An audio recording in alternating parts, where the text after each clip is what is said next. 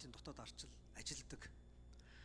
Парламентын хяналтын төр хороо гэдэг энэ үндсүүлийн шинэ механизм бол цөөнхөд асуудал дээр цөөнх болсон гишүүдэд хяналт хэрэгжүүлэх боломж олгох гэж байгуулагдсан механизм.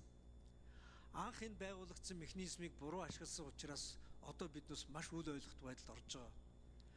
Дахиад нэг зарчим. Парламентын хяналтын механизмыг засгийн газар хэрэгжүүлж эсвэл хэрэгжүүлэхийг эсрэг зогсож болохгүй гэдэг зарчим байгаа. Та бүхэн улсын их хурлд хэд толгох болсон байх үедээ парламентын хяналтыг хууль зүйн сайдаар ахлуулж байгаа сонсгол хийсэн. Парламентын сонсгол юм уу, засгийн газрын сонсгол юм уу гэдэг нь ойлгохдохгүй болтол жонхоор болсон. За өнөөдөр одоо хар.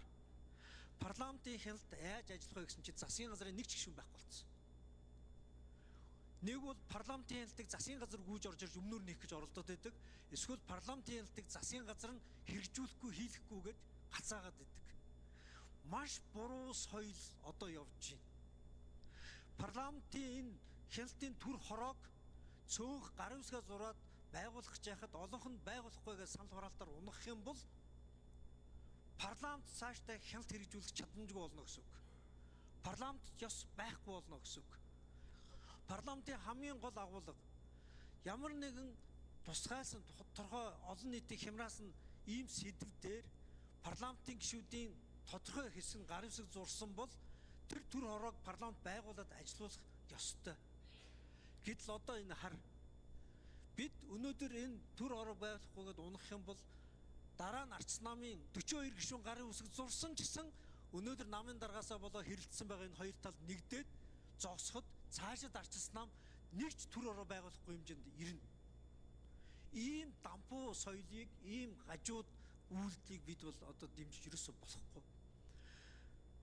Парламентын гишүүд гарын үсгээ зураад энэ асуудал дээр төр хороо байгуулна гэдээ улсын хурлд өргөн барьсал бол улсын хурл тэрийг байгуулж өгөх ёстой шүү. Бид бумеранг шидэж болохгүй, бусч ирдэг.